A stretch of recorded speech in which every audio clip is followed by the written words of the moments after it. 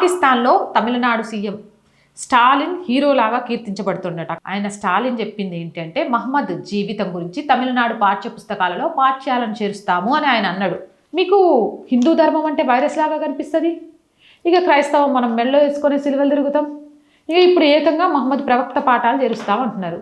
ఆయన దేశ సేవ ఏం చేసిండ్రో ఒకసారి చెప్పండి. భారతదేశానికి వెన్నుపోటు పొరుస్తూ పాకిస్తాన్ మీడియాలో హీరో అనిపించుకోవడం కోసం ఇలాంటి ముచ్చట్లు చెప్తారా? కావాలంటే నేను చెప్పింది అబద్ధం అయితే చూడుండ్రులో.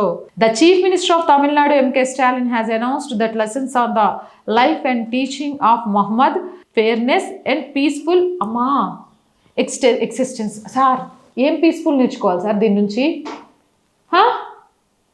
ఇలాంటి మాటలు అంటే వీళ్ళు రాజకీయ నాయకులా లేకపోతే మత ప్రబోధకుల అర్థం కాకుండా అయిపోతుంది అంటున్నారు నెటిజన్లు. Strengthening social harmony in class rooms. Sir social hormones class రూమ్లో రావాల్సిన అంటే మీరు మహమ్మద్ ప్రవక్తవో మహమ్మద్వో వార్తలు రాయడం కాదు సార్, దేశం కోసం త్యాగం చేసిన వాళ్ళే రాయండి. పాఠ్య పుస్తకాల్లో ఉండాల్సింది మతానికి సంబంధించి కాదు, దేశానికి సంబంధించి. విద్యార్థులు నేర్చుకోవాల్సింది మతాలకు సంబంధించి కాదు, దేశానికి సంబంధించి. మీరు మాట్లాడటం, పాకిస్తాన్ మీడియాలో మీరు హీరోలు అయిపోవడం నాకైతే అర్థం కావట్లేదు.